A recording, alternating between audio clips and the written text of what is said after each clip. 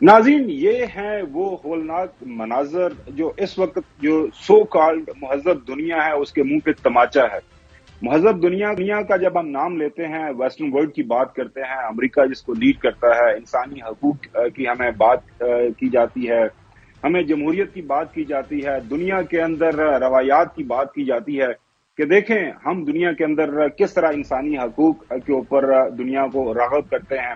لیکن جب بات آتی ہے مسلمانوں کی اور مسلمانوں کی حالت کے اوپر، جس وقت ہم دیکھ رہے ہیں کہ امریکی پریزیڈنٹ کے بیانات آپ سن رہے ہیں اور دنیا جس انداز سے خاموش ہے، کل بھی آپ کو ہم نے دکھائی تھی وہ خبر کہ رشیا نے کیا کہا سیکورٹی کونسل کے اندر، ایک جب ریزولوشن پیش کی کہ جناب اعلیٰ جنگ بندی کی جائے اور غزہ کے اندر یہ جو غضب ڈھایا جا رہا ہے، یہ جو ظلم اور بربریت کا بازار اس وقت گرم ہے، اس کو ختم کیا جائے اور کسی سلوشن کی طرف جایا جائے۔ اور وہاں پہ مہذب دنیا کے اس وقت جو نمائندے ہیں، وہاں پہ برطانیہ ہے، فرانس ہے، جاپان ہے، اور میں حیران ہوا جب جاپان نے بھی اس ریزولوشن کے خلاف بیان دیا۔ جنگ عظیم دوم کے وہ واقعات ہمارے سامنے آ جاتے ہیں جب ناگاساکی ہیروشیما کے اوپر ایٹم بامز برسائے گئے، اور وہ ہولناک مناظر آج تک جب بھی آپ جاپان جائیں تو وہاں پہ میوزیمز موجود ہیں، اور ان مناظر کو دیکھیں اور آج یہ جو مناظر ہمارے سامنے ہیں ان کو دیکھیں تو اس کے اندر آپ کو بہت مطابقت نظر آئے گی۔ اور یہ غزہ کے اندر ہاسپٹل کے اوپر جس انداز سے حملہ کیا گیا اور بعد میں حملہ کر کے اور اس سے جو ہے مختلف ایکسکیوزز ڈھونڈے جا رہے ہیں، ہم نے تو نہیں کیا، یہ تو حماس کا ایک راکٹ ہے۔ اور اسرائیل اس حوالے سے کیا کہہ رہا ہے سنیں ذرا۔ I want to give you an announcement of the event that occurred in the hospital in Gaza. I can confirm that an analysis of the IDF operational systems indicates that a barrage of rockets was fired by terrorists in Gaza, passing in close proximity to the Al-Hali al-Ma'adi hospital in Gaza at the time it was hit. Intelligence from few sources that we have in our hands indicates that the Islamic Jihad is responsible for the failed rocket launch which hit the hospital in Gaza. I repeat, this is the responsibility of Islamic Jihad that killed innocents in the hospital in Gaza. Initially جب یہ حملہ ہوا، ان کے کچھ official Twitter handles ہیں اسرائیلی officials کے، انہوں نے کہا کہ وہاں پہ حماس کے لوگ ٹیررسٹ دہشت گرد چھپے ہوئے تھے جن کو ٹارگٹ کیا گیا ہے۔ اور جب دیکھا کہ پوری دنیا سے کنڈمنیشن ہوئی اس واقعے کے اوپر، جس انداز سے یہ واقعہ ہوا، اب کوئی ان کو چارہ نہیں نظر آ رہا تھا کہ کیسے اسے بھاگا جائے۔ اب یہ سارے کا سارا جو ملبہ ہے، سارے کا سارا جو الزام ہے وہ ڈال رہے ہیں حماس کے اوپر۔ اور حیران کن طور پر ناظرین، امریکی پریزیڈنٹ جو بائیڈن پہنچے ہیں اسرائیل، امریکہ وہ ملک ہے کہ ان کے پاس اس طرح ٹیکنالوجی ہے کہ پوری دنیا کے اندر ایک سوئی بھی اگر ایک جگہ سے دوسری جگہ موو کی جاتی ہے تو ان کی نظر میں ہوتی ہے۔ ظاہر ہے سیٹلائٹس ہیں اور آج کل جس طرح انٹیلیجنس، آرٹیفیشل انٹیلیجنس کے ذرائع ان کے پاس موجود ہیں، تو اس بات کا تعین کرنا کہ یہ راکٹ کہاں سے اڑا اور کہاں پہ آ کے پھٹا میرے خیال میں کوئی مشکل نہیں ہے امریکہ کے لیے۔ لیکن وہ آ کے کیا جو بائیڈن صاحب نے وہاں پہ فرمایا کہ جناب اعلیٰ جو بات آپ کر رہے ہیں ہم اس بات سے متفق ہیں، اور یہ یوزول سسپیکٹس ہیں وہ حماس کا ذکر رہے ہیں کہ یہ سارے کا سارا واقعہ، سارے کے سارے اس واقعے کی ذمہ داری ہاسپٹل کے اوپر بمباری کی جو ذمہ داری ہے یہ آپ کی نہیں ہے، یہ حماس کی ہے۔ ناظرین، یہ بات یاد دہانی کروانا بڑا ضروری ہے سو کال جو نام نہاد مہذب دنیا ہے کہ جو جنگ کے بھی کچھ اصول ہوتے ہیں، اور یہی مہذب دنیا ساری دنیا کو یہ بتاتی ہے کہ جناب اللہ جنگ بھی اگر آپ نے کرنی ہے تو اس کے لیے آپ کو ان پرنسپلز کو فالو کرنا ہے۔ جنیوا کنونشنز کا ذکر کیا جاتا ہے بار بار، لیکن اور جب بات آتی ہے اپنے اوپر تو پھر جناب آئیں بائیں شائیں، سنیں امریکی صدر کیا فرما رہے ہیں۔ Deeply saddened and outraged by the explosion at the hospital in Gaza yesterday. And based on what I've seen, it appears as though it was done by the other team, not you. But there's a lot of people out there not sure. So we've got to overcome a lot of things. اس کے بعد اس کے response میں you N کے اندر جو فلسطین کے سفیر ہیں انہوں نے جس طرح اس واقعے کی تفصیلات کو دنیا کے سامنے رکھا، جس کے بعد یہ ساری کی ساری جو کنڈمنیشن دنیا کی طرف سے آ رہی ہے، اور اس کے بعد پھر یہ الزام حماس کے اوپر رکھ رہے ہیں۔ سنیں۔ Immediate ceasefire. He is capable of telling Israel enough is enough. You have to stop this carnage against the Palestinian people in the Gaza Strip. Let this stop. Let humanitarian assistance take place. Do not displace 2 million Palestinians and push them in the direction of Jordan. Is a liar. His spokesperson and digital spokesperson tweeted that Israel did the hit, thinking that there is around this hospital a base for Hamas, and then he deleted that tweet. We have a copy of that tweet. Now they change the story to try to blame the Palestinians. The Israeli spokesperson of the army about a week ago made a statement in which he said, evacuate the hospitals are target.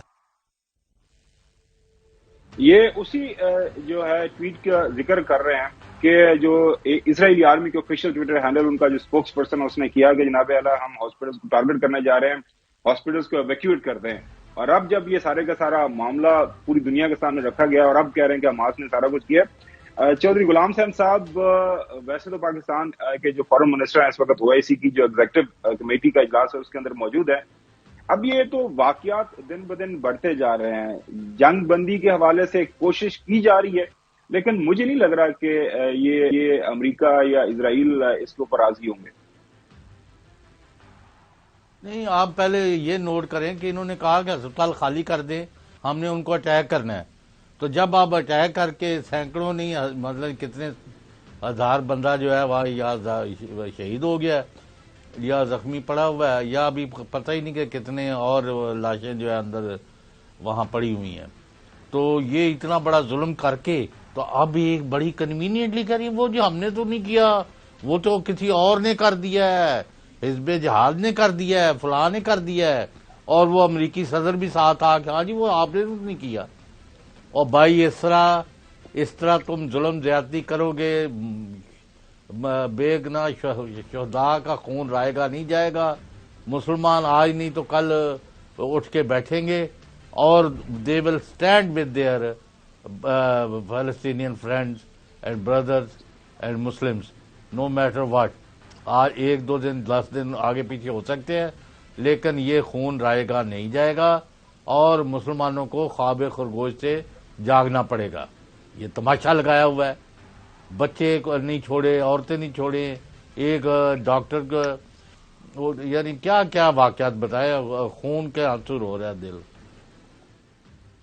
حسن ایوب، آپ Dubai کے اندر موجود ہیں، آپ نے پچھلے 24 گھنٹے کے اندر وہاں پہ سفر کیا آن دا ایئرپورٹ، ادروائز وہاں پہ جو لوکل میڈیا ہے وہ کس طرح اسرائیل کے اوپر، اسرائیل کی طرف سے یہ جو غزہ کے اوپر یہ جو ظلم ڈھائے جا رہے ہیں، میڈیا کس طرح رپورٹ کر رہا ہے، جو مسلم ورلڈ خاص طور پر جو عرب ورلڈ ہے وہ کس طرح اس سارے واقعے کو لے رہی ہے؟ دیکھیں، بہت شکریہ خاور گمن صاحب. جو یہ باتیں ہیں مطلب یقین کریں کہ اس وقت جذبات اس قسم کے ہیں کہ میرے جو الفاظ ہیں اور جو زبان ہے وہ آپس میں جو دل کے اندر جو باتیں ہیں جذبات ہیں وہ زبان پر جو ہے وہ لانا بھی بڑا مشکل ہے. بڑا غم زدہ جو وہ سینز جو ہے وہ میں نے دیکھے، کھانا کھانے کا دل نہیں کرتا. یعنی دیکھ کر جس طرح ایک آدمی جو ہے وہ بیگ اپنے ہاتھ میں اٹھا کے لے کر آ رہا اور کہہ رہا ہے کہ یہ میرا بچہ ہے، مطلب خدا کا مطلب وہ خوف کرے کہ اس بندے کے اوپر زندگی پر کتنی بڑی قیامت آگے گری ہے. یعنی اسرائیل نے یہ پہلی مرتبہ نہیں ہے کہ ہاسپٹل پر اٹیک کیا ہے، وہ پہلے بھی ماضی میں بھی کر چکے ہیں اور وہ ڈیلیبریٹلی کرتے ہیں اور وہ اس بات پر دندناتے ہیں. یہ پہلی مرتبہ دیکھا ہے کہ جب وہ اتنے بڑی جو ہے ایک سالیہ کر بیٹھے، ایک ہاسپٹل کے اوپر انہوں نے بمبارڈمنٹ کر دی اور وہاں پر جو ہے وہ بہت بڑی تعداد میں جب ڈیتھ ٹول سامنے آیا اور دنیا کی تنقید ہوئی تو اب اسرائیل کو جو ہے وہ بیک فٹ پر تھوڑا سا آیا ہے. لیکن یہ بھی بات یہ ہے کہ ایک منافقت ہے ہمارے ویسٹ کی کہ اگر جو ہے وہ کوئی ایک اسرائیلی کے خلاف کوئی کارروائی ہو جائے، کوئی جو ہے اس کی جان چلی جائے تو اس کو جو ہے وہ ایک بھونچال سا آ جاتا ہے، ایک بہت زلزلہ آ جاتا ہے، اس کے اوپر جو ہے پوری دنیا جو ہے وہ ماتم شروع کر دیتی ہے، ویسٹ کی بالخصوص. لیکن اگر مسلمانوں کی سینکڑوں ہزاروں جانیں چلی جائیں تو اس کو جو ہے وہ معمول کی بات لیتے ہیں اور اس کے اوپر جو ہے الزام تراشی شروع کر دیں گے اور کہیں گے ہمیں افسوس ہوا ہے. افسوس ہوا ہے تو افسوس اگر آپ کو ہے تو افسوس کا عملی مظاہرہ کریں. آپ کوئی جو ہے وہ ریسٹرکشنز لگائیں اسرائیل کے اوپر کہ آپ غزہ کے اوپر جو سیولینز ہیں ان کے اوپر جو اٹیک ہے اس کو بند کریں، جنگ بندی کے لیے کوئی کوششیں کریں. میں نے پہلے دن بولا تھا کہ یہ حماس کی جو آج کی کارروائی ہوئی ہے، جس طرح میں نے کہا تھا کہ 9/11 بہت ایک کامیاب تھا، یعنی ایک ایونٹ کے طور پر یا ایک دن کے طور پر تو ورلڈ جو ٹریڈ سینٹر تھا وہ بھی گر گیا تھا اور مختلف جگہوں پر جہاز جو ہے وہ جا کے ہٹ کر گئے تھے، لیکن اس کے بعد کیا مسلم دنیا میں مسلمانوں کی مشکلات میں کمی آئی تھی یا اضافہ ہوا تھا؟ تو یہ اسی کی کنٹینویشن ہے کہ دیکھیں کہ آج ہم کیا بات کر رہے ہیں کہ پہلے ڈیتھ ٹول کیا تھا اور آج ڈیتھ ٹول دیکھ لیں کہ ہزاروں کی تعداد میں فلسطینی ہمارے جان سے جی حسن، آپ کے سامنے اور اپنے ناظرین کے سامنے کچھ حقائق بھی رکھتے ہیں، اس کے اوپر ہم ڈاکٹر خرم عباس ہمارے ساتھ موجود ہیں، ان کا تبصرہ لیں گے۔ ناظرین، ابھی تک کی جو رپورٹس ہمارے سامنے آئے ہیں، یورو میڈیا جو انسانی حقوق کی تنظیم ہے، اس کے مطابق اسرائیل نے غزہ پر 1/4 ایٹم بم جتنا جو بارود ابھی تک برسایا ہے۔ حملوں کے آغاز سے اب تک اوسطاً ہر گھنٹے میں 14 فلسطینی شہید کیے گئے ہیں۔ غزہ پر 10,000 بم گرائے گئے ہیں، جو پورے ایک سال میں افغانستان پر گرائے گئے امریکی بموں سے یہ دگنا مواد ہے۔ اس کے بعد ناظرین، اسرائیلی بمباری میں ابھی تک جو ہے 2650 عمارتیں، 70,000 رہائشی یونٹ، اس میں 71 اسکول، 71 اسکول، 145 کارخانے، 61 میڈیا ہاؤسز اور 18 مساجد کو تباہ کیا گیا ہے۔ اور اس کے ساتھ ساتھ 4.5 لاکھ فلسطینی بیماری سے ابھی تک بے گھر ہوئے ہیں، 8.25 لاکھ افراد نقل مکانی پر مجبور کیے گئے ہیں۔ فلسطینی وزارت صحت کے مطابق اسرائیلی حملوں میں اب تک 3500 فلسطینی شہید، ہزاروں افراد شدید زخمی، جبکہ بچوں سمیت 2000 سے زائد افراد ابھی تک ملبے تلے دبے ہوئے ہیں۔ یہ یورو میڈیا انسانی حقوق تنظیم جو ہے، یہ اس کی رپورٹ ہے۔ باقی انٹرنیشنل میڈیا کے اندر ناظرین، یہ یورومیڈ کی رپورٹ ہے۔ باقی انٹرنیشنل میڈیا کے اوپر یہ اس سارے واقعے کو لے کر جو کوریج ہو رہی ہے وہ آپ کے سامنے ہے۔ ڈاکٹر خرم عباس صاحب، بہت شکریہ وقت دینے کے لیے۔ ہمیں یہ بتائیے گا کہ خاص طور پر اب اس سارے واقعے کو لے کے ایک جو مطابقت ہم دیکھ رہے ہیں، خاص طور پر کیونکہ ہمارے ریجن میں ہمارے سامنے کشمیر ہے، جس انداز سے کشمیر کے اوپر جو ہے اس کا محاصرہ تنگ کیا ہوا ہے پچھلے کئی سالوں سے انڈیا نے، اب ہم دیکھ رہے ہیں کہ اسرائیل اور یہ RSS کے ساتھ مطابقت، اس سارے واقعے کو اگر ہم تھوڑا سا اس کا ایکسپلین کریں جو کہ انڈیا کشمیر کے اندر کر رہا ہے، تو کیا آپ کے اس کے اندر مطابقت نظر آتی ہے؟ تھینک یو سو مچ خبر صاحب فار ہیونگ می آن دا شو۔ دیکھیں، آپ جو ابھی تھوڑی دیر پہلے بھی بات کر رہے تھے جو نیتن یاہو کے حوالے سے، اور پیلسٹائن میں جس طرح سے ایک غزہ میں اسرائیل نے ایک بمباری کا سلسلہ شروع کیا ہے، یہ بیسیکلی جنگی جرائم میں آتا ہے۔ اور اوور آل اس چیز کو دیکھا جائے تو جس طرح سے غزہ کے اندر ابھی راکٹ فائر ہوئے ہیں اور جس طرح سے بمباری اسرائیل کر رہا ہے، اس کے بعد ہسپتالوں کے اوپر، اسکولوں کے اوپر، کیمپس کے اوپر تو اور 69 فلسطینیوں کو شہید کر رہا ہے، تو یہ جنگی جرائم میں آتا ہے۔ لیکن اس میں جو خاص بات دیکھی گئی ہے وہ یہ کہ بھارتی میڈیا، سوشل میڈیا، پرنٹ اور الیکٹرانک میڈیا اوور آل ان جنگی جرائم کو نہ صرف سپورٹ کر رہا ہے بلکہ مزید ان نفرتوں کو ابھار رہا ہے۔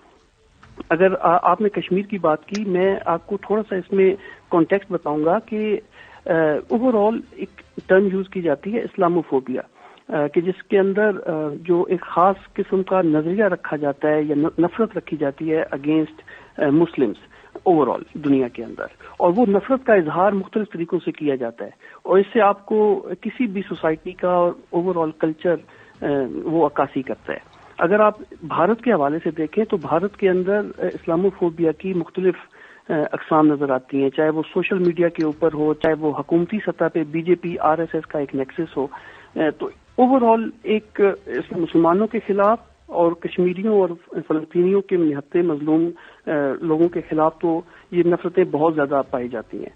اگر آپ ریسنٹ پاس میں دیکھیں تو ایک کیمپین چلی تھی کرونا جہاد کے نام سے، کہ جس کے اندر لوگوں نے کرونا وائرس کو لنک کیا تھا مسلمانوں کے ساتھ اور اسلام کے ساتھ، اور اس کے بعد ہم نے بہت سارے فسادات بھی دیکھے دہلی کے اندر اور ممبئی کے اندر۔ تو یہ سارے اس کانٹیکسٹ کے بعد اگر میں آؤں اس حوالے سے کہ بھارت اور اسرائیل ایک خاص قسم کی مماثلت رکھتے ہیں کشمیریوں اور فلسطینیوں کو اوپریس کرنے کے لیے۔ اس میں جو مین مماثلتیں ہیں وہ یہ کہ نمبر 1 سیٹلمنٹس، جو سیٹلمنٹس ہو رہی ہیں جیسے اسرائیل نے فلسطینیوں کے خلاف کی ہیں وہ بڑی امپورٹنٹ ہیں. وہ اگر آپ دیکھیں تو ڈیموگرافک چینجز کی جا رہی ہیں فلسطین کے اندر اور مختلف سیٹلمنٹس کے تھرو وہاں پہ جو یہودی ہے آبادکار ہیں ان کو بسایا جا رہا ہے. یہی کام اب بھارت نے 2019 کے بعد کشمیر کے اندر شروع کیا جس میں لاکھوں ڈومیسائلز کا اجرا کر دیا گیا ہے انڈینز کے لیے اور یہ گریجولی یہ ڈیموگرافک اوور آل چینج کر دی جائیں گی ویلی میں اور اسپیشلی جموں کے اندر. نمبر 1. نمبر 2 جو آپ لوگ اوور آل دیکھیں تو غزہ کے اندر جس طرح کا محاصرہ کیا گیا ہے یہی محاصرے کی مماثلت آپ کو کشمیر میں نظر آئے گی. غزہ میں اس وقت نہ پانی پہنچنے دیا جا رہا ہے نہ خوراک نہ ادویات اور ایک بالکل جیل کا منظر پیش کر رہا ہے جہاں پہ یہودیوں کی اور اسرائیلیوں کی اجازت کے بغیر نہ تو خوراک پہنچائی جا سکتی ہے نہ ادویات اور نہ جو نہتے مظلوم فلسطینی ہیں ان کو وہاں سے نکالا جا سکتا ہے. یہی مواصلت آپ کو کشمیر میں نظر آئے گی. اچھا ڈاکٹر جیسے ہم جی او آئی سی کی ایگزیکٹو کمیٹی کا اجلاس ہوا ہے اعلامیہ ہمارے سامنے آ گیا ہے. ظاہر ہے انڈین انفلوئنس جو مڈل ایسٹرن کنٹریز کے اوپر ہے اور اکثر اوقات ہم دیکھتے ہیں کہ ایک لائن ٹو کی جاتی ہے. کیا اس وقت جو اجلاس ہوا ہے اس سے کوئی اثر آپ سمجھ رہے ہیں کہ مسلم دنیا کے اوپر پڑے گا؟ ظاہر ہے آپ جب تک اکٹھے ہو کے ایک کلیکٹیو رسپانس نہیں دیں گے یا پوری ورلڈ کو کہ جناب اعلیٰ دس از سم تھنگ ویری سیریس, اب اس کو آپ سیریس لینا پڑے گا. ڈیفینیٹلی دیکھیں یہ او آئی سی کا جو اجلاس ہوا ہے منسٹریل لیول پہ اور اس کے بعد یہ اعلامیہ جاری ہوا ہے اوور آل یہ عکاسی کرتا ہے کہ مسلمان آج بھی امت مسلمہ کے طور پہ اکٹھے ہیں جو بھی فلسطینیوں کے ساتھ ظلم ہو رہا ہے اس میں اور وہ آواز اٹھا رہے ہیں. اور اگر آپ ریسنٹ پاس میں دیکھیں تو جو خبریں چل رہی تھیں جس میں سعودی عربیہ کا اور اسرائیل کا آپس میں ایک ابراہم ایکارڈز 2.0 کے نام سے ایک ایگریمنٹ ہونے جا رہا تھا تو سعودی عربیہ نے اب وہ آف دا ٹیبل کر دیا. تو اوور آل امپیکٹ تو ضرور ہے اور اسی کو میں لنک کروں گا کہ اگر آپ دیکھیں جو بھارت کے بڑھتے تعلقات تھے مشرق وسطیٰ میں اور جو مسلم ممالک کے ساتھ تو جو بھارت کی نفرت انگیزی ہے مسلمانوں کے خلاف اور فلسطینیوں کے خلاف جو سوشل میڈیا واریئرز ہیں 9 لاکھ سے زائد B J P I T cell کے اور R S S I T cells کے ان لوگوں نے جس طرح سے ایک نفرت کا اظہار کیا ہے اسلاموفوبیا کے تھرو فلسطینیوں کے خلاف تو اس کے بعد ہم یہ ضرور دیکھتے ہیں کہ جو عرب ممالک ہیں وہ بھی سوچنے پر مجبور ہو جائیں گے کہ ہم نے بھارت کے ساتھ کس طرح کے تعلقات رکھنے ہیں. تو اوور آل بھارت کی فارن پالیسی مزید کمپلیکیٹ ضرور ہوگی اگر اس میں زیادہ فرق نہیں پڑتا تو ایٹ لیسٹ صاحب بھی آپ سے اس حوالے سے سوال کرنا چاہ رہے ہیں. جی صاحب اب یہ مجھے بتایا کہ اتنا خون خرابہ ہو رہا ہے اتنی تباہی بربادی ہو رہی ہے کوئی امیڈیٹ فیوچر میں یا بھی امریکی صدر وہاں پھر رہا ہے اور وہ اسرائیل پہنچے ہیں اور ایک آدھ اور جگہ بھی وہ بات کر رہے تھے لیکن بات ان کی سنی نہیں گئی. تو آیا اگلے 2 گھنٹے میں 4 گھنٹے میں 2 دن میں یہ سیز فائر ہو کے کسی نیگوشیشن کے ذریعے معاملات جو ہیں حل ہوتے نظر آتے ہیں یا انڈیفینیٹلی لڑائی چل پڑے گی؟ دیکھیں چودھری صاحب مجھے اس میں جو ایک اوور آل لگ رہا ہے کہ یہ زیادہ عرصہ لڑائی رہ نہیں سکتی. اس وقت اوور آل اگر آپ دیکھیں تو سیکرٹری جنرل یو این سے لے کر مختلف ممالک جس میں چین اور مختلف اور دوسری دنیا کے ممالک شامل ہیں جو کوشش کر رہے ہیں کہ کسی طریقے سے جو محاصرہ ہے اس کو کسی طریقے سے کم کیا جا سکے. کچھ کوششیں پچھلے 48 گھنٹوں میں ہوئی ہیں جس کے اندر مصر کو یہ اجازت ایٹ لیسٹ دے دی گئی کہ وہ اپنا بارڈر ان کے لیے ایٹ لیسٹ اتنی وہ رفح کے تھرو اوپن کر دے کہ وہاں سے جو فورن نیشنل پیلسٹینینز ہیں ان کو اجازت دے دی جائے تاکہ وہ انٹر ہو جائیں مصر کے اندر. لیکن جو باقی فلسطینی ہیں یہ انڈیفینٹ پیریڈ کے لیے ان کے خلاف اتنا سخت اور شدید محاصرہ ناممکن ہے. انسانی حقوق کی تنظیمیں یونائٹڈ نیشنز او آئی سی اور اس طرح کی اب آہستہ آہستہ اسرائیل کی اپنی غلطیوں اور اپنی ایکسیسو وار کرائمز کی وجہ سے جیسے یہ اس نے کل رات کو ایک ہاسپٹل پر بھی بمباری کی اور سینکڑوں جانے گئی تو اس کے بعد انسانی حقوق کی تنظیمیں اور اوور آل اس کے اوپر ایک پریشر ضرور رہے گا اور وہ پریشر بڑھتا جا رہا ہے انسانی حقوق تنظیموں کا، مختلف ممالک کا، اور الٹیمیٹلی اس کو اپنا نمبر 1 محاصرہ نرم کرنا پڑے گا. نمبر 2 جو ابھی تک لگ رہا ہے کہ اسرائیل ڈٹرمنڈ ہے اپنی فوجوں کو غزہ کے اندر بھیجنے کا، تو اگر غزہ کے اندر بھیجتا ہے تو یہ لڑائی مزید کمپلیکیٹ ہو سکتی ہے، بلکہ بڑھ بھی سکتی ہے خطے کے اندر. میں آپ کو 2 اسٹیٹمنٹس بتاتا ہوں. ایک اس میں سب سے امپورٹنٹ اسٹیٹمنٹ ہے ایران کے فارن منسٹر کی، جس میں انہوں نے کہا ہے کہ اگر اسرائیل نے یہ غزہ کے اندر انٹر ہونے کی کوشش کی تو اس کے بعد یہ مزید محاذ کھل سکتے ہیں.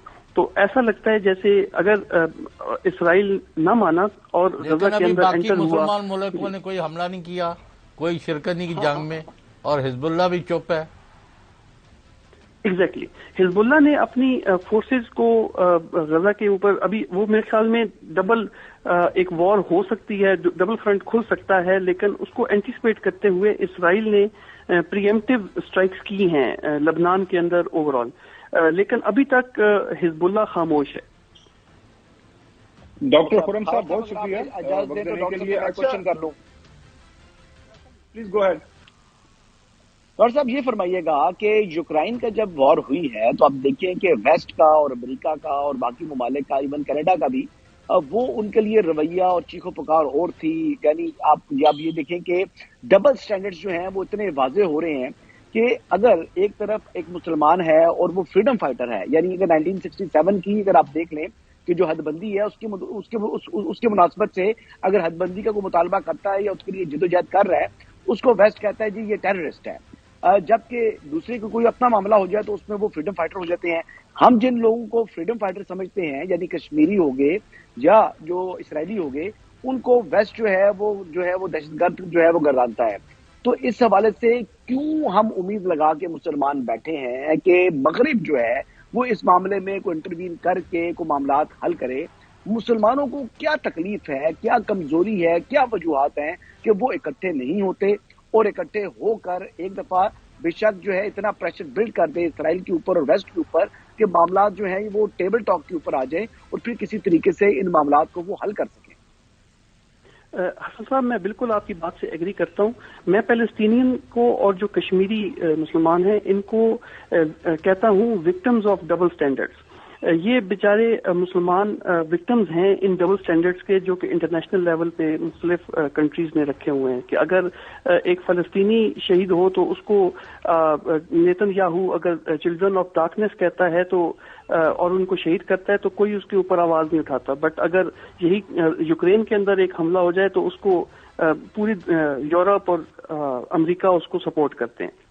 دیکھیں ایشو اس وقت یہ ہے کہ بہت سارے ممالک کے اندر ایک جو ٹرم یوز کی جا رہی ہے ٹیررزم کی، اس ٹیررزم کو یوز کر کے یہ لوگ اسپیشلی انڈیا اور اسرائیل اس کو مس یوز کرتے ہیں اگینسٹ دا فریڈم فائٹرز. جہاں تک آپ نے بات کی مسلمان ممالک کی، مسلمان ممالک میں بہت سارے ممالک ایسے ہیں جو ابھی تک وہ جو ایک امت مسلمہ کا کانسیپٹ ہے اس کے اوپر متحد نہیں ہو رہے. ان کے اپنے پرسنل نیشنل لیول پہ مفادات ہیں اور انہی مفادات کو، چاہے وہ معاشی ہیں، اقتصادی ہیں یا سیاسی ہیں اور یا اسٹریٹجک ہیں، ان مفادات کو وہ مد نظر رکھتے ہوئے ان کو پریفرنس دے رہے ہیں، اور جو امت مسلمہ کے جو مفادات ہیں ان کو انہوں نے پس پشت ڈالا ہوا ہے. جی بہت شکریہ ڈاکٹر خرم صاحب. ناظرین آپ کو یاد ہوگا ہم خمینی کا ایک بیان مشہور زمانہ، انہوں نے کہا تھا کہ سارے مسلم ممالک اگر ایک ایک بالٹی پانی اکٹھے کر کے ڈال دیں تو جو اسرائیل اس کے اندر ڈوب جائے. لیکن ظاہر ہے ابھی جو بات کر رہے تھے ڈاکٹر صاحب، مسلم ممالک کے اپنے انٹرسٹ ہیں، اپنے مفادات ہیں، اور ہمیشہ سے ہم نے دیکھا کہ ایک تفریق رہی ہے جس کی وجہ سے دنیا مسلم ورلڈ کو، خاص طور پر OIC کو اس انداز سے سنجیدہ نہیں لیتی جس انداز سے لینا چاہیے. ظاہر ہے دنیا کا ایک بڑا حصہ، آبادی کا بڑا حصہ، علاقے کی مطابقت سے اگر دیکھیں، ادروائز ریسورسز اگر دیکھیں جو مسلم ورلڈ کے کافی زیادہ ہیں، لیکن ظاہر ہے دنیا ہمیں اتنا اس سیریس نہیں لیتی. ناظرین بریک کی طرف جانا ہے. بریک کے بعد آپ کو بتائیں گے کہ اس وقت پاکستان کے اندر جنت کی بشارت دی جا رہی ہے اور مختلف اس طرح کے بیانات ہمیں سننے کو مل رہے ہیں کہ ایسے لگ رہا ہے کہ پاکستان کے اندر انقلاب کی آمد ہے. پاکستان کے اندر کوئی نئے جو پرنسپلز، نئے سٹینڈرڈ سیٹ کیے جائیں گے. اس کے پیچھے وجہ کیا ہے؟ کیوں اس طرح کی باتیں کی جا رہی ہیں؟ After the break welcome back ناظرین. جنت جانے کی ٹکٹ آج کل پاکستان کے اندر اویلیبل ہے، اور میں کوئی اپنے آپ سے ایسی کوئی آفر نہیں کر رہا، نہ چودھری غلام حسین صاحب اور حسن ایوبی میرے خیال میں اس حوالے سے کوئی سنجیدہ آفر نہیں کر رہے، لیکن چودھری اسد صاحب نون لیگ کے سابق ایم ہے، انہوں نے ایک جلسے کے اندر کیا بات کی ہے. اس وقت پورا پاکستان اور پاکستانی عوام جو ہے ناظرین وہ ورطہ حیرت کے اندر مبتلا ہے، اور اب وہ ظاہر ہے ہر پاکستانی کا یہ ایمان ہے، آخرت میں ظاہر ہے ہم دعا بھی کرتے ہیں روزانہ کی بنیاد کے اوپر، اور اللہ تعالیٰ سے یہ جو ہے بخشش بھی مانگتے ہیں. اب سنیں وہ کیا فرما رہے ہیں، اور آپ خود ہی آپ اس سے تاثر لیں، اس کو سنجیدہ لینا ہے آپ نے، غیر سنجیدہ لینا ہے، یہ آپ پہ ہم چھوڑتے ہیں. نواز شریف کے ساتھ میٹنگ تھی لاہور میں، جب وہ نواز شریف صاحب بڑے مشکل میں تھے تو میں نے کہا جی اللہ تعالیٰ نے فرشتوں کو کہا ہے کہ جو یہاں پر یہ بیٹھے ہیں ان سب کے نام لکھ دو، یہ بغیر حساب کے جنت پہ جائیں گے. اب جتنے آپ آ گئے ہیں وہ تو جنت پہ جائیں گے. میں آپ کو سرٹیفکیٹ دیتا ہوں کہ جو یہاں آ گئے ہیں وہ تو جائیں گے ہی، جو لاہور جائیں گے 21 مارچ کو وہ بھی انشاءاللہ سیدھے جنت میں جائیں گے. ویسے حسن تو دبئی کے اندر موجود ہیں، اب دیکھتے ہیں کہ سرٹیفکیٹ کس طرح ڈسٹریبیوٹ ہوں گے، لیکن اور ان کے ایک رہنما ہے ان کے جو علماء ونگ کے پاکستان مسلم لیگ نون کے، وہ بھی اسی حوالے سے کچھ اپنے خیالات کا اظہار کر رہے ہیں. جنت کا تو وہ کسی کو بھی نہیں پتا کہ جی کہ جنت میں وہ جانا ہے یا نہیں جانا، لیکن 21 اکتوبر کو مینار پاکستان 4 بجے پہنچنا عین کار ثواب ہے. یہ ہمارا ملی، دینی، اسلامی، اخلاقی یہ ہمارا فریضہ ہے. قائد پاکستان، محسن پاکستان کا ہم استقبال. رانا ثناء اللہ صاحب ماضی کے اندر میاں صاحب کے استقبال کے حوالے سے کہ کیا درجہ دیا انہوں نے، انہی کی زبانی سنتے ہیں ناظرین. میں تو اس طرح کے کلمات ادا نہیں کر سکتا اپنی زبان سے. آپ نواز شریف صاحب کو لینے جا رہے کو حج کے لیے نہیں نکلے کہ آپ حج پہ جاتے ہوئے وفات ہوگی تو حج قبول ہو جائے گا. نہیں، یہ نہیں ہوگا. آپ ایک اہم آدمی کو لینے جا رہے ہیں، پلیز اس کو دو باتوں کو الگ الگ رکھیں. یہ بڑا کام ہے، یہ حج سے بڑا کام ہے. ویسے تو محترم جو ہے نواز شریف صاحب میرے حسن کے تحایات قائد وہ لندن کے اندر موجود رہے. ہائیڈ پارک کے سامنے ایون پیس فلیٹس ہیں جو لندن سے جو لوگ واقف ہیں، لندن کو جانتے ہیں، وہاں آرام بڑی زبردست واک ہوتی ہے. لیکن امام خمینی کے انقلاب کے ساتھ جو ہے اس کو ریلیٹ کیا گیا تھا جو مریم صاحبہ کی طرف سے. یہ بھی سن لیں کہ لیڈر اب ایک چھوٹا لفظ ہے، قائد بھی چھوٹا لفظ ہے. نواز شریف کو ہم اپنا امام سمجھتے ہیں، نواز شریف کو ہم اپنا امام سمجھتے ہیں. اور محمد زبیر صاحب جو اسپوکس پرسن ہیں پاکستان مسلم لیگ نون کے جو لیڈر، انہوں نے کس لیول کا درجہ دیا اور کس لیول کے امام ہیں وہ بھی بتا دیا. جو one of the greatest revolutions آئی تھی ایرانین ریولیوشن، اس میں خمینی صاحب فرانس میں بیٹھے تھے، اور وہ جب شاہ ایران کا جہاز اڑا تھا تو اس کے 2 گھنٹے کے بعد لینڈ کیے تھے جب ریولیوشن. سن نہیں تو آپ کو کیوں جناب اعلیٰ حسن ایوب صاحب انقلاب کی آمد ہے، یہ میں نہیں کہہ رہا، یہ پاکستان مسلم لیگ نون کے لیڈران یہ کہہ رہے ہیں. سرٹیفکیٹ مل رہے ہیں اور ظاہر ہے ایک بڑے لیڈر کے ساتھ آپ سفر کریں گے ان کے جہاز کے اندر. کیا نام تھا، امید سحر یا امید پاکستان، وہ نام بھی بتا دیجیے گا. جہاز کا رنگ، وہاں پہ کس انداز سے انقلاب برپا ہوگا، وہ ذرا سارے کا سارا ایکسپلین ماحول جاننا چاہ رہے ہیں پاکستان کے عوام، کیونکہ آپ اسپیشلی وہاں پہ پہنچے ہیں دبئی کے اندر. ذرا بتائیں کیا ماحول بنا ہوا ہے وہاں پہ. سر اگر آپ اجازت دیں تو میں پہلے چودھری اسد الرحمان صاحب کے جو تاریخی کلمات ہیں ان پر تھوڑا سا میں رسپانس دینا چاہ رہا ہوں. انتہائی افسوس کی بات ہے کہ ایک شخص جو کہ سابق رکن قومی اسمبلی ہے اور وہ لوگوں میں جنت کے سرٹیفکیٹ جو ہے وہ بانٹ رہا ہے، شخصیت پرستی کی انتہا ہے. انتہائی معیوب بات ہے. یہ اس طرح ان کو زیب نہیں دیتا کہ آپ جو ہے اپنے ورکرز کو بولیں کہ جی آپ جائیں گے تو آپ بخشے جائیں گے، آپ کو جنت الفردوس میں جگہ ملے گی، اور امید جنت دلانا یہ کوئی مناسب بات نہیں ہے. اس بات کی جو ہے آپ کو بھی کنڈیم کرنا چاہیے، مجھے بھی کنڈیم کرنا چاہیے. اور اگر کسی کو اس دنیا میں جنت چاہیے تو جائے اس کی والدہ حیات ہے تو اس کے پاؤں میں دیکھے. ماں کے پاؤں کے نیچے جنت ہے، یہ بات تو مجھے معلوم ہے. اور وہیں پر آپ کو مجھے اگر حیات ہو تو تلاش کرنی چاہیے، اگر نہ ہو تو آپ کی خالہ موجود ہے تو وہاں پر بھی آپ کو جنت جو ہے تلاش کر سکتے ہیں، اگر وہ بھی نہیں ہے تو پھر ان کے لیے دعا کریں اور اپنے اعمال کو درست کریں تاکہ آپ کو جو ہے درجات بلند ہو۔ اسد صاحب کا اس کے بعد ان کے جو رہنما ہے کہ وہ مذہبی ونگ کے، اس کے بعد آپ نے رانا ثناءاللہ صاحب کا بیان سنا، اب پتہ نہیں مریم صاحب کے بیان کو آپ کس انداز سے ایکسپلین کریں گے؟ مذہبی ونگ کے یا دیگر لوگ ہیں، دیکھیں اپنے لیڈر کی ہر کوئی تعریف کرتا ہے، اپنے لیڈر کو ہر کوئی اپریشیٹ کرتا ہے، لوگوں کو جو ہے اس بات پر قائل کرنے کی کوشش کرتا ہے کہ یہ ہمارا لیڈر باقی لیڈران سے بہت اچھا ہے، لیکن یہ بات جنت کی کرنا تھا، یہ نامناسب تھی۔ باقی باتیں آپ جو ہے وہ آپ کر سکتے ہیں، وہ ایک بیسیکلی اخلاقی طور پر اتنا معیوب نہیں ہے، چاہے وہ گراؤنڈ ریئلٹی ہے یا نہیں ہے، کئی لوگوں کے نزدیک وہ ہے یا نہیں ہے، وہ اپنی جگہ بات ہے، لیکن جنت کی بات کرنا وہ میرے خیال کے مطابق بہت ہی معیوب بات ہے۔ دوسری بات جہاں کے ماحول کی اگر آپ بات کر رہے تھے، اگر آپ اجازت دیتے تو چودھری غلام حسین صاحب سے بھی اس کے اوپر کامنٹ لے لیتے ہیں، واپس میں آتا ہوں آپ کے پاس۔ چودھری غلام حسین صاحب، جنت چاہیے آپ کو، جنت کی ٹکٹ چاہیے، آپ نے عبادت کرنی ہے، آپ نے جو ہے پاکستان کے اندر انقلاب لانا ہے، آپ نے ملک کے اندر ایک نیا فلسفہ جو ہے اس کی داغ بیل ڈالنی ہے، یہ تمام جو ہیں آل ان ون جو ہے یہ ایک پیکج آپ کو ملنے جا رہا ہے، ڈیل آف دا سینچری ملنے جا رہی ہے۔ چودھری غلام حسین صاحب، میں ہرگز نہیں کہتا کہ آپ کے عمر کا میں ذکر نہیں کرتا، لیکن اب ظاہر جب بندہ بڑا ہوتا ہے، میں بھی آپ کے ساتھ بڑا ہو رہا ہوں، تو بندہ عمر کے آخری حصوں کے اندر بندہ سوچتا ہے کوئی اس طرح کی چیزیں مل جائیں، تو آپ اس طرح کی پیکج کیا خیال ہے آپ کا؟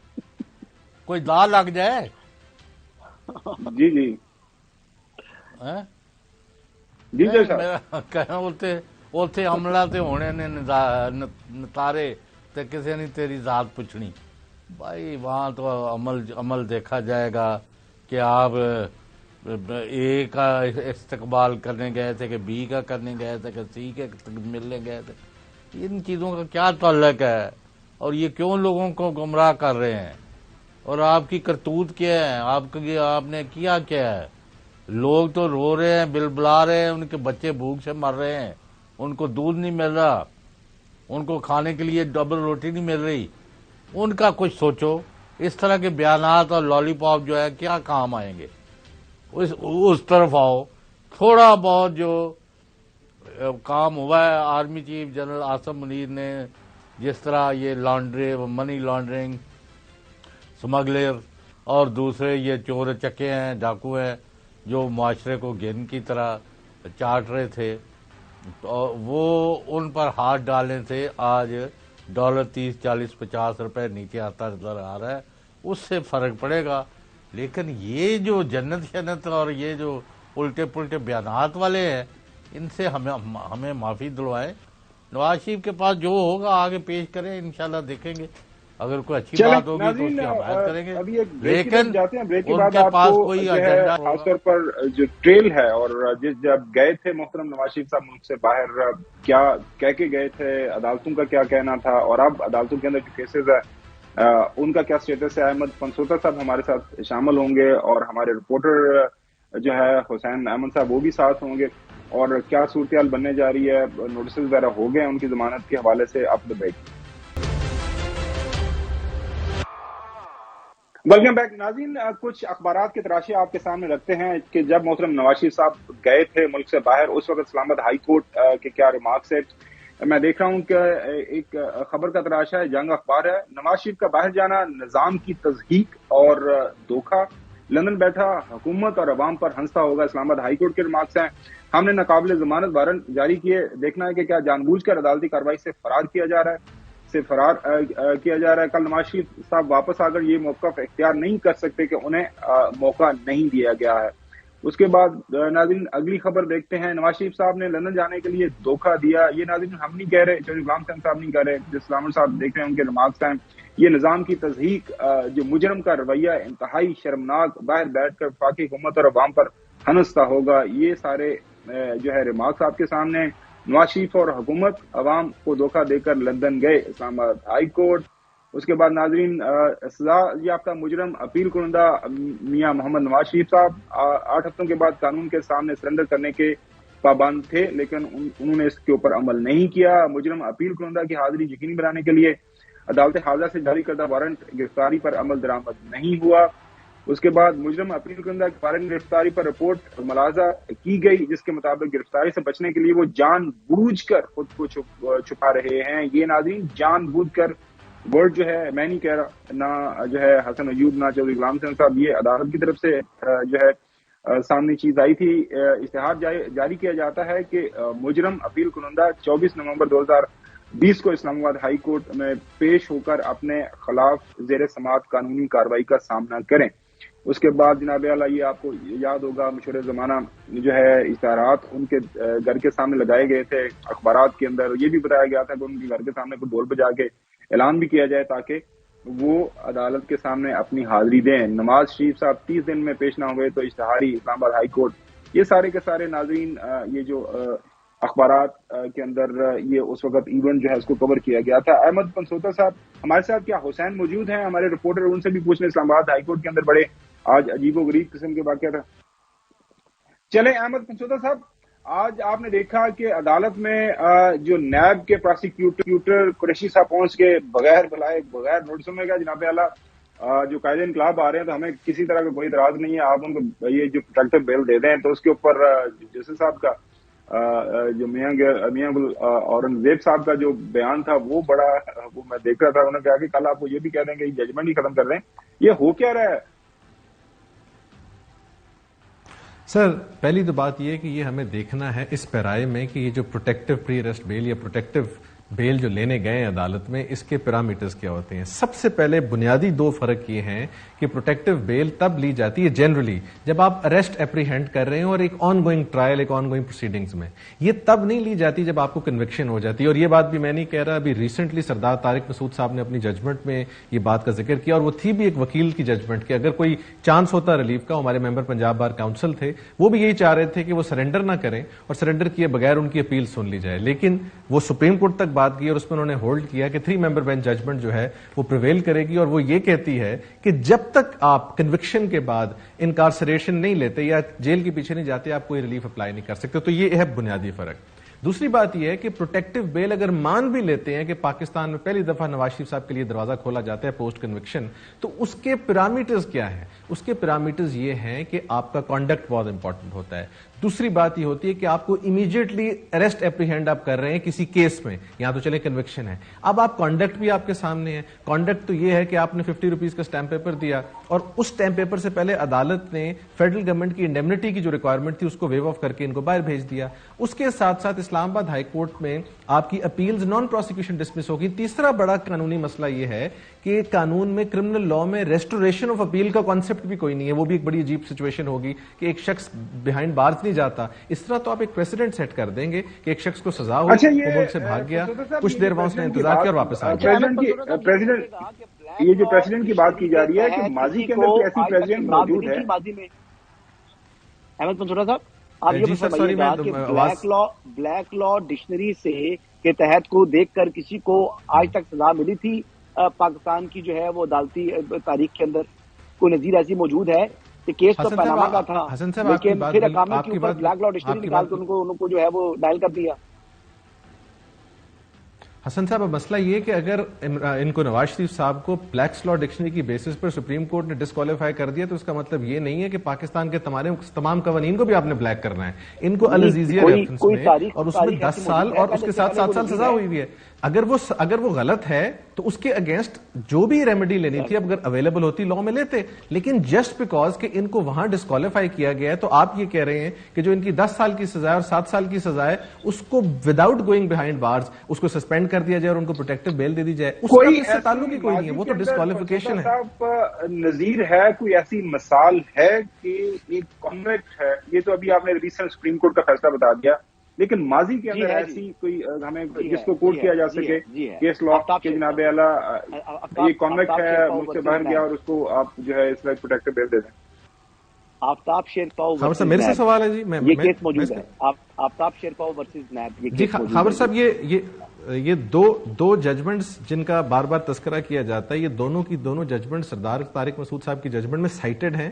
انہوں نے کہا یہ 2 ممبر بینچ ججمنٹ ہے، ایک چیمبر ان اپیل ہے، 3 member bench judgment prevail کر گئی, جس کی بیسس پر انہوں نے ایک وکیل جو کہ ممبر پنجاب بار کاؤنسل تھے ان کو یہ ریلیف نہیں دی. یہ ججمنٹس بالکل اس کی موجودگی میں ہے اور ذکر بھی ہے اس کا, لیکن وہ چیمبر اپیل سی سپریم کورٹ کے کیس میں, اور وہ دونوں کو انہوں نے اوور رول کر کے اس وقت لیٹسٹ ویو ہے جو ہے میں آپ کے سامنے رکھ رہا ہوں. باقی پروٹیکٹیو بیل کا کانسیپٹ ایک سمجھ سے باہر ہے, اگر آپ نے یہ ونڈو کھول دی تو ہر کنوکٹڈ شخص جو ہے کورٹ کی طرف سے کل آپ دیکھتے ہیں کہ اس کے اوپر کیا پروٹیکٹیو بیل کے حوالے سے فیصلہ آتا ہے.